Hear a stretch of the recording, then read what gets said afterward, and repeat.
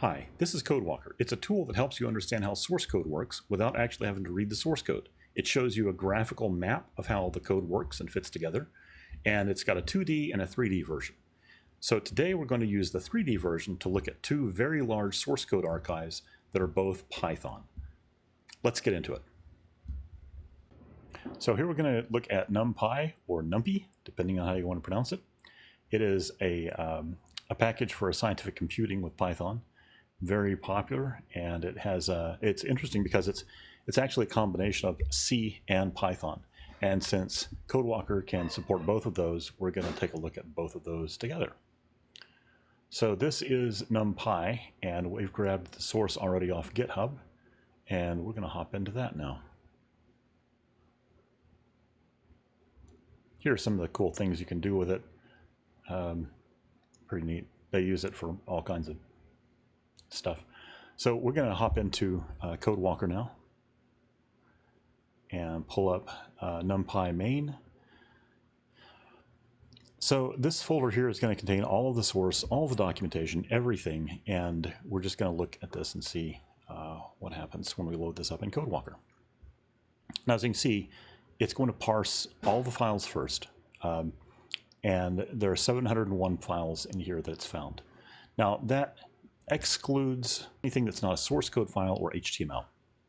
So now you instantly get the area in CodeWalker that you can interact with in the 3D version, even while it's loading the other files. But you'll notice now that instead of the spires that we had before, we just have very simple structures that indicate the height indicates the number of functions in that particular file. The reason this is important is when you're trying to get an idea for like kind of an overview of a piece of code, what you want to do initially is kind of get an idea of what code or what files have the most stuff going on. It's not necessarily which files are the largest. That's what you could tell by just looking at the file size. But you want to know which files have the most, basically, things going on inside them. And so in this case, we're just counting the number of functions, and that's what we're seeing here. Now, if you double click on one of these, then it will open the familiar spire view, which is going to actually parse or take the already parsed code and generate a three-dimensional spire of all of the functions and how they call each other and some other stuff. And so we can pull this out and look at it individually. So we're going to do that real quick. Just grab the file and we're just going to drag it out.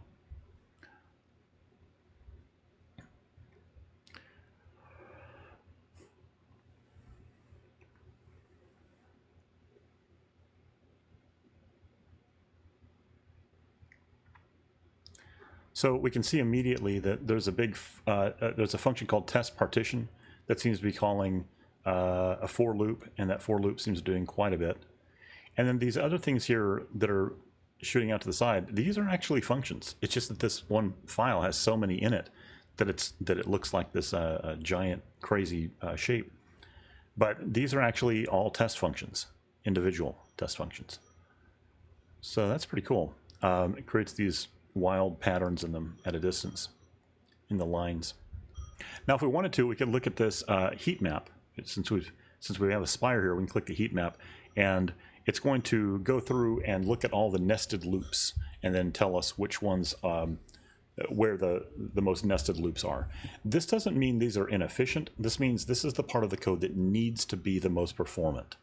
So if you are trying to optimize your code, you would run the heat map and then immediately just go make sure those areas are as optimized as possible. And if we wanted to, we can actually open this in microscope.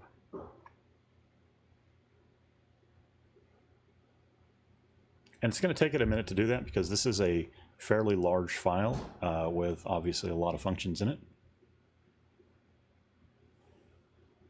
Here we are in microscope. And as I said, this is a pretty large file, so we're going to see what we can make out of this.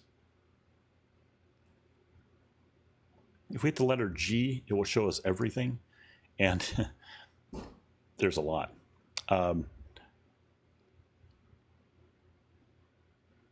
So normally in a file, in a single file, you wouldn't have a whole lot of things like this if you're trying to create a maintainable piece of code, unless it was going to be a test, unless it was specifically this kind of file, where you're intentionally creating a situation where you have a whole lot of code that needs to be all in one contained thing, and you're just going to run it, in serial or parallel.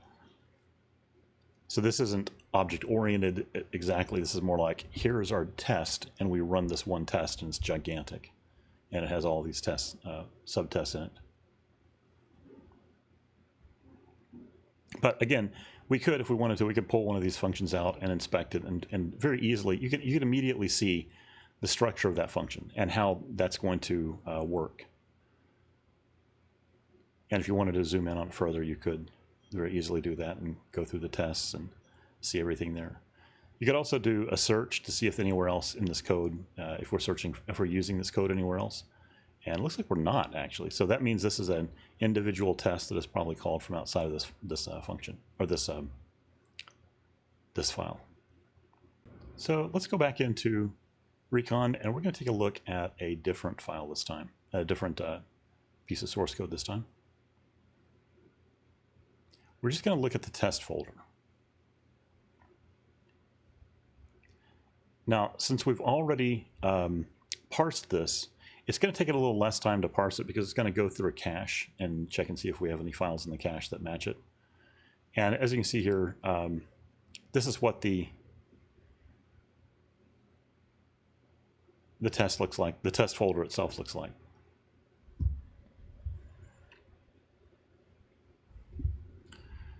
Again, if you double click on any of these files, it's going to open the spire for it. But another thing you can do is you can double click on a folder to open all of the spires.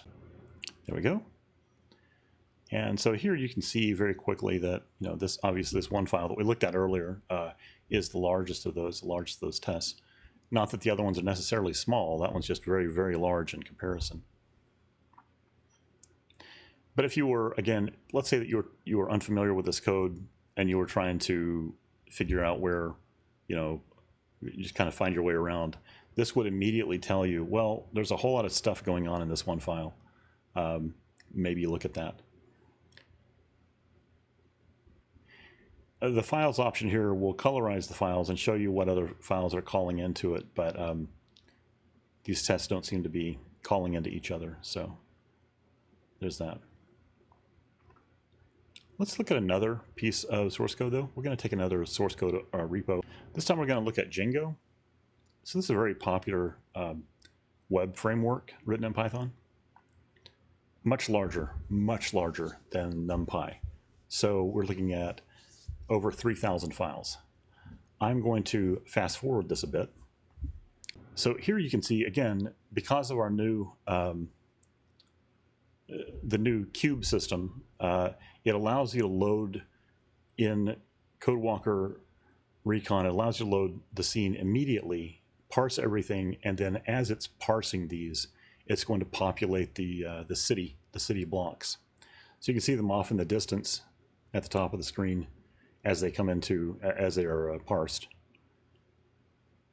I'm sorry, they're already parsed as they're being displayed. Basically, it's calculating the number of functions in each one of those files, and then creating the blocks from there.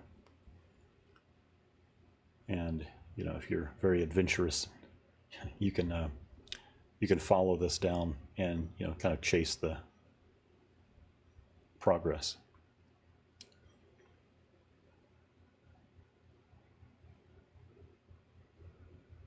This is a really neat tool if you're looking at, you want to look at some of your old code and you want to see where you spent the most time. There's a good chance this will show you exactly where you were spending the most time.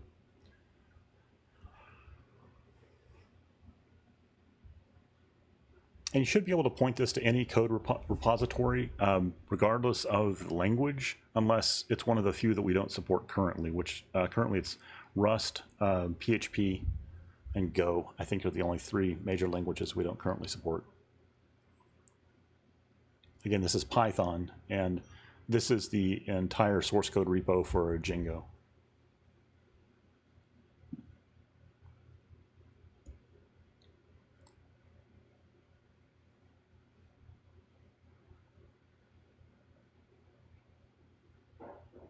All right, so let's take a look at a subsection of Django. We're gonna dig into the tests for Django and just take a look at that. Okay, so we can also search for terms. So if I wanted to search for something, I'm gonna look for the word duration. I really thought there would be more durations in this. Oh, okay, we're gonna search for something else. Let's see what else there is. Maybe we zoom in and take a look at some of these functions just to make sure we type in something that's actually there. Okay. Okay. Oh, wait. That's not what I meant. Let's try character. There we go. Okay, so here you can see all of the places where we are calling into a function that has the word character, or the char, in the function name. So this makes it really easy to find out whether or not a particular function call that you made is actually where you think it is in your code. So if you think you're calling into something only from one part of your code, you can search for it here, instantly see where that file or where that call is coming from for your entire source code repo, and know immediately whether or not that is happening where you think it is in your code. So here we search for date, and you can see again, it's going to show us, all the places the date is being called. This is not where all the places in the source code that word appears. It's where function names match that or have that in the name. And it works in either mode. It works in the cityscape mode or the regular Spire mode. Yeah, so that's about it for the overview of the new features that are in this latest version of CodeWalker. And I went through two of the largest Python repos. I hope that satisfies the curiosity about whether or not, or how well we support Python. If you run into any problems in CodeWalker, please email us and let us know. And I hope that CodeWalker enables you to understand how your code works a little better. For more information, go to codewalker.io and get a 7-day free trial. Thank you and have a great day.